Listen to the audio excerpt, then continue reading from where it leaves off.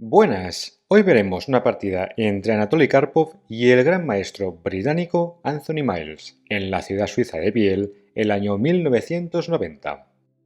En este canal ya vimos una partida fascinante entre estos dos jugadores, donde Miles jugó la variante dragón de la defensa siciliana, una de las opciones más agresivas contra la apertura de peón de rey. Curiosamente, en esta ocasión, Miles eligió una defensa radicalmente opuesta. Veamos el encuentro en cuestión. Karpov empezó la partida con el movimiento peón e4, una opción inusual en esta etapa de su carrera. Por aquel entonces el duodécimo campeón mundial usaba las aperturas cerradas, con peón d4 y peón c4. Sin embargo, como dice el refrán, quien tuvo, retuvo, y por lo tanto Karpov usaba la apertura de peón de rey como arma sorpresa. En esta ocasión Miles no entró en la variante dragón y eligió una respuesta más sólida, con peón e5. Después de caballo f3 atacando el peón central, caballo c6 defendiéndolo y alfil b5 entramos en la apertura española. El nombre proviene del estudio pionero que realizó el clérigo español Ruy López de Segura en el siglo XVI. Hoy en día la apertura española es una de las opciones más famosas y respetadas debido a su enorme riqueza estratégica y táctica. Después de alfil b5 la respuesta principal de las negras es peón a6, pero Miles jugó la alternativa caballo f6, que corresponde a la variante berlinesa o también apodada como el muro de Berlín. Cuando se disputó esta partida en el año 1990, la variante berlinesa era una opción muy poco frecuente, ya que se consideraba que las negras tenían una ardua tarea defensiva por delante. Sin embargo, actualmente esta misma variante es extremadamente famosa y habitual. ¿Sabrían decirme qué hecho histórico provocó este cambio de paradigma?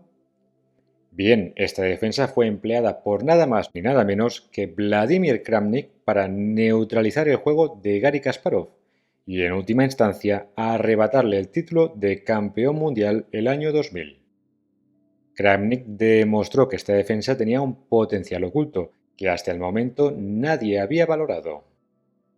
Dicho esto, en el año en que se jugó esta partida entre Karpov y Miles, la defensa berlinesa aún estaba lejos de ser un sistema defensivo robusto.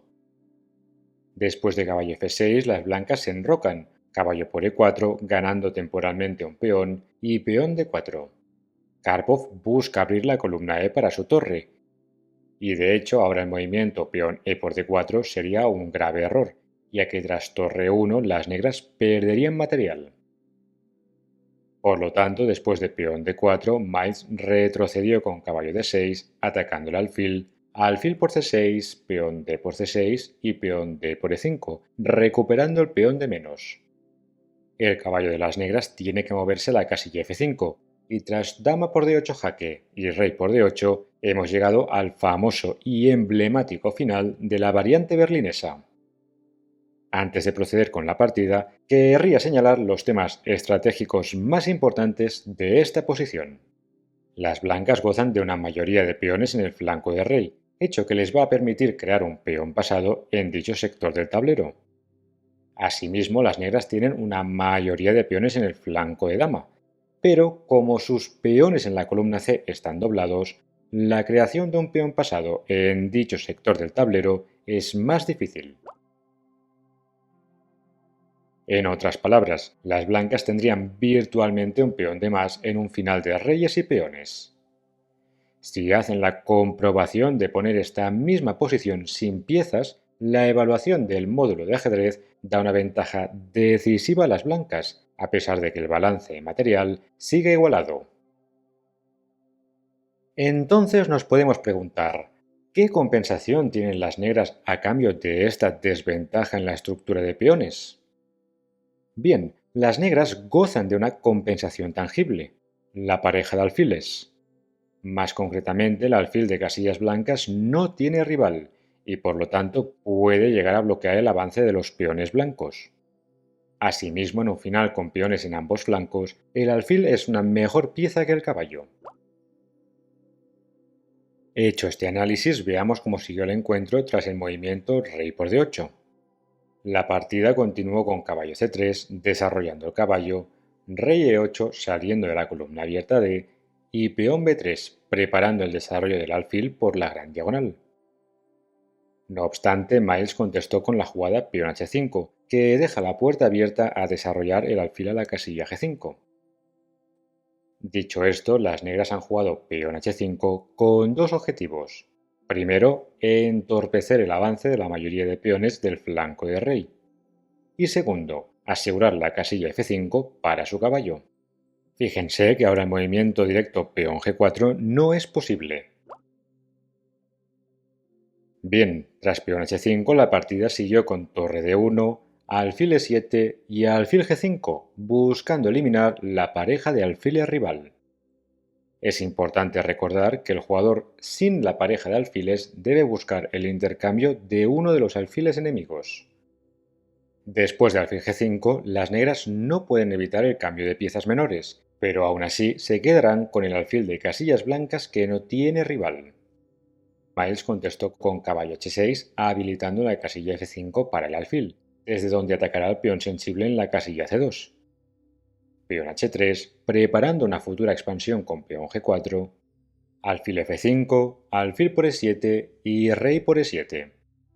Karpov siguió con el movimiento natural caballo D4, centralizando la pieza menor, atacando el alfil y defendiendo el peón en la casilla C2. Miles contestó con la jugada correcta torre a D8, luchando por el control de la columna D. Karpov eligió la jugada torre D2, preparando el doblaje de las torres en la misma columna.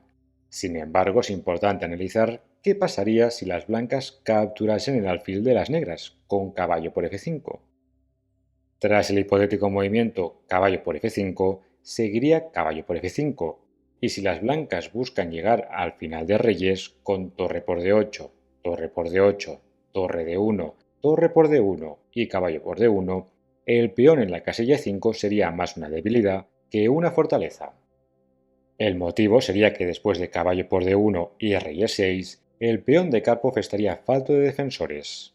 Por ejemplo, si peón F4, entonces las negras podrían jugar el movimiento típico peón G5, socavando la base de peones, aunque la jugada caballo D4 sería aún mejor. La pieza menor estaría amenazando capturar el peón en la casilla C2, y al mismo tiempo estaría amenazando el movimiento caballo E2 jaque, ganando el peón en la casilla F4. De hecho, en esta posición las negras tendrían una ventaja prácticamente decisiva. Una vez hemos visto esta variante, volvamos a la partida tras torre a D8. Acabamos de ver que las blancas no deberían precipitarse al intercambiar piezas, ya que el peón en la casilla E5 quedaría débil. Por este motivo, Karpov siguió con torre D2 y alfil G6, movimiento de espera que además busca reactivar el caballo en la casilla F5. Fíjense que Miles tiene sus piezas pesadas bien colocadas en la columna abierta D y en la columna H, anticipándose el movimiento peón G4. Por lo tanto, las negras sabiamente prefirieron mejorar sus piezas menores. Después de alfil G6, la partida siguió con torre a D1, doblando las torres, y peón H4, entorpeciendo el avance de los peones del flanco de rey.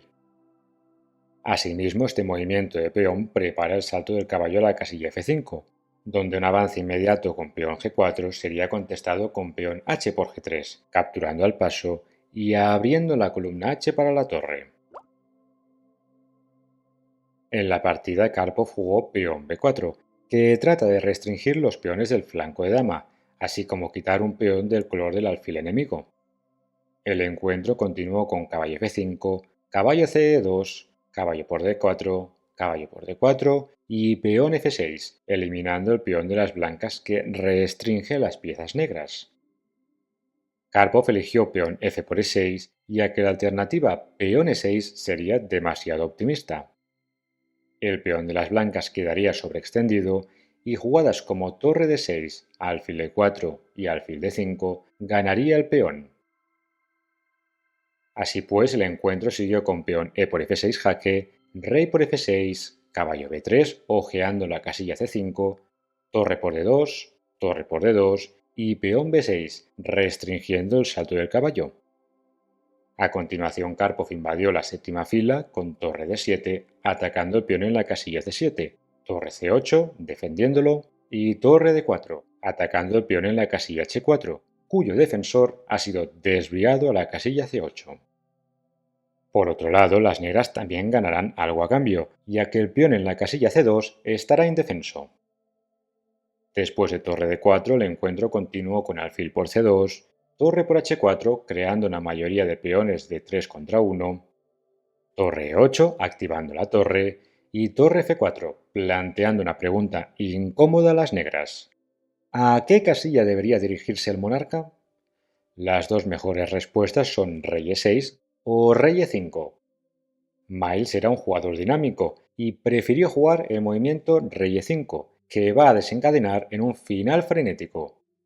Tras rey E5 atacando la torre, Karpov jugó torre F7 invadiendo la séptima fila, donde hay varios peones sensibles en las casillas G7, C7 y A7.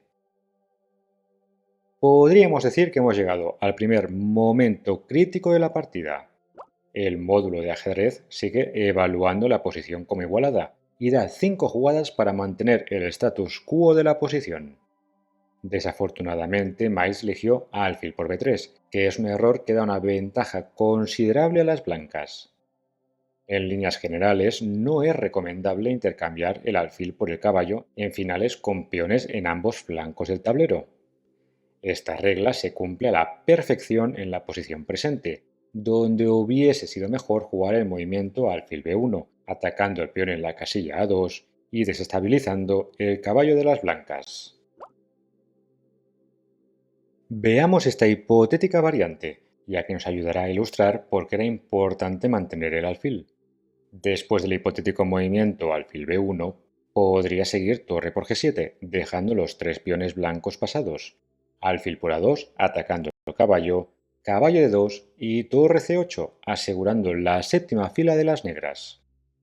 Ahora las blancas podrían lanzar su peón pasado más rápido con peón h4, rey d4, peón h5, rey c3 atacando el caballo, caballo f3 y el rey por b4, dejando todos los peones negros pasados.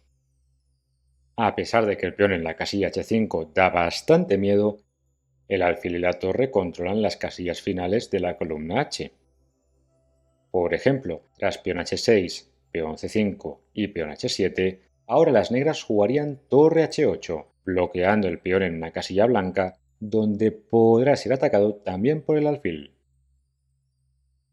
Si caballo e5, con la idea de jugar caballo g6, seguiría alfil b1, torre por c7 y torre por h7. Las negras tendrían un peón de más y el alfil sería claramente superior al caballo. Creo que es bastante didáctico ver cómo el alfil controla casillas tanto en el flanco de dama como en el flanco de rey, mientras que el caballo no puede atender a la actividad de ambos flancos. Una vez hemos visto esta variante crítica, volvamos a la partida atrás torre f7. En la partida Miles eligió la jugada alfil por b3, que otorga un final muy prometedor a Karpov. En defensa del gran maestro británico, me gustaría remarcar que estos finales no son nada fáciles de jugar, ya que requieren de un cálculo profundo y preciso. Las blancas capturaron el alfil, con peón a por b3, rey d4, siguiendo con el plan de activar el monarca, torre por g7, dejando los 3 peones pasados, y rey c3. Ahora hubiese sido mejor jugar peón g4 directamente, avanzando los peones pasados lo más rápido posible.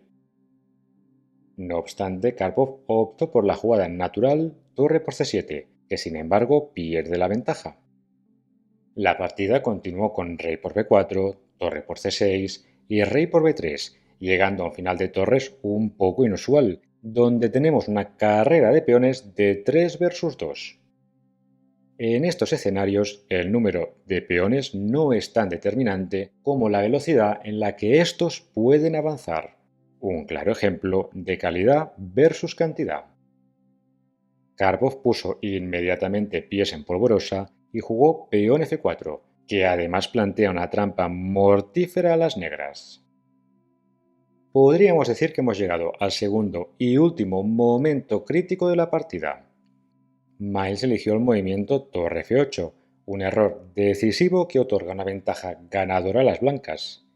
Como pueden observar, el módulo de ajedrez sugiere el movimiento peón B5 como única jugada para mantener la igualdad. La idea de este movimiento es preparar el avance del peón pasado en la columna A sin por ello perder el peón en la columna B. Veamos esta variante crítica en más detalle. Tras el hipotético movimiento peón B5 seguiría peón F5 y ahora el peón en la casilla A estaría listo para avanzar, con peón A5. De nuevo, fíjense cómo el peón en la casilla B5 cumple una labor magnífica, cubriendo al monarca de jaques verticales. Los peones seguirían avanzando con peón F6, peón A4 y ahora peón F7 sería prematuro porque tras torre F8 las blancas deberían proteger el peón con la torre en vez de con un peón, algo que se debería evitar. Por lo tanto, la mejor respuesta sería peón G4, peón A3, peón G5 y peón A2, amenazando coronar, hecho que forzaría torre A6 controlando el peón pasado por detrás. De nuevo, el único movimiento que mantendría la igualdad sería torre E5, atacando la base de peones, peón H4 y torre F5. Creo que es instructivo ver cómo las mejores casillas para las torres se encuentran detrás de los peones pasados, un concepto que se debe tener siempre presente. La evaluación de la posición seguiría en una tensa igualdad. Si peón G6, entonces torre por F6 ganaría un peón, ya que la torre no podría capturar en F6 y al mismo tiempo controlar el peón pasado en la columna A. Por lo tanto, la variante seguiría con rey G2, rey B2 apoyando el peón pasado, rey G3, peón A1 igual a dama, torre por A1 entregando la torre, rey por A1, rey G4 atacando la pieza pesada, torre F1, peón G6 entregando un peón, torre por F6, rey G5 ganando un tiempo la torre F1 y peón H5. Aunque las blancas tienen un solo peón a cambio de la torre enemiga, el hecho de que los peones blancos estén conectados y apoyados por el monarca es un factor decisivo. Si torre G1 jaque seguiría rey F6, peón B4 continuando con la carrera de peones, peón H6, peón B3, peón H7, peón B2, peón H8 igual a dama y peón B1 igual a dama. Tras esta carrera frenética, la variante terminaría con rey F7 jaque, dama B2, dama por B2 jaque, rey por B2 y peón G7. La posición actual sería tablas, ya que la torre tiene que estar siempre pendiente del peón pasado. Por ejemplo, si torre F1 jaque y rey E7, ahora el peón estaría amenazando coronar, por lo tanto las negras volverían con torre G1 y rey F7 de nuevo. Creo que esta posición demuestra muy bien por qué los peones pasados ganan fuerza cuanto más cerca se encuentran del punto de coronación. A pesar de que la torre vale 5 puntos y el peón 1, un peón pasado en séptima fila apoyado por el rey puede neutralizar la fuerza de una pieza pesada. Una vez hemos visto esta larguísima variante, volvamos al momento clave de la partida tras peón F4. Siento haberme extendido tanto en el análisis de esta variante, pero creo que contenía elementos importantes en el estudio de finales. Además, analizar esta secuencia compleja pone en contexto la dificultad a la que se enfrentaban Karpov y Miles. Las negras no jugaron peón B5 y optaron por torre F8, que es un error decisivo. La clave está en que tras peón G4 las blancas sacrifican el peón en la columna F, pero ganan tiempo, algo que las negras no disponen. Después de peón G4 el encuentro siguió con torre por F4 y Karpov contestó con el movimiento peón G5, avanzando a todo gas el peón pasado. Fíjense cómo el peón en la casilla H3 protege a su compañero en la casilla G5, un buen ejemplo de cómo los dos peones pasados conectados luchan eficientemente contra una torre enemiga. El encuentro continuó con peón B5, peón G6 y torre F8, transponiendo prácticamente la misma posición que hace 3 jugadas, pero con la diferencia notable de que el peón en la casilla G2 está ahora en la casilla G6. En este momento, Karpov calculó correctamente que tras peón G7, torre F8 y torre C7, la carrera entre el peón en la casilla A7 y el peón en la casilla H3 está ganada para las blancas. La explicación reside en que el peón de las blancas va a defender el peón en la casilla G7 y por ende la torre podrá parar el peón pasado en la columna A por detrás. Después de torre C7 siguió peón A5, peón H4, peón A4, peón H5, peón A3, peón H6 y peón A2, momento en el cual Miles se rindió. Veamos una corta variante de cómo podía haber seguido la partida, con el fin de ilustrar por qué la posición de las negras está perdida. Después de peón A2 podría haber seguido torre A7, rey B2 apoyando el peón y rey F2 saliendo de la columna G. Este hecho permitirá jugar peón H7 sin que la torre negra pueda capturar el peón en la casilla G7 con jaque. El encuentro podría haber acabado con peón A1 igual a dama, torre por A1, rey por A1 y peón H7, asegurando que uno de los dos peones va a coronar. Si torre por G7, entonces peón H8 igual a dama, no solo ganaría una dama, sino que la torre negra quedaría clavada en la gran diagonal, hecho que dejaría la posición de Miles totalmente perdida. En conclusión, creo que esta partida demuestra por qué Karpov era considerado uno de los mejores jugadores de finales. El 12º campeón mundial evaluó con precisión que su caballo era inferior al alfil enemigo, y posteriormente sacrificó un peón para acelerar el avance de su peón pasado. Espero que les haya gustado el vídeo, saludos y hasta la próxima.